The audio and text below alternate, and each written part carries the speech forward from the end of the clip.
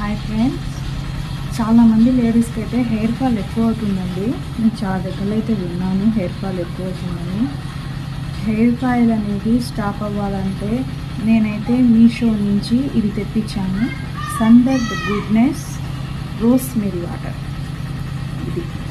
ఇది తెప్పించానండి. ఇది యూజ్ చేస్తున్నాను నేను.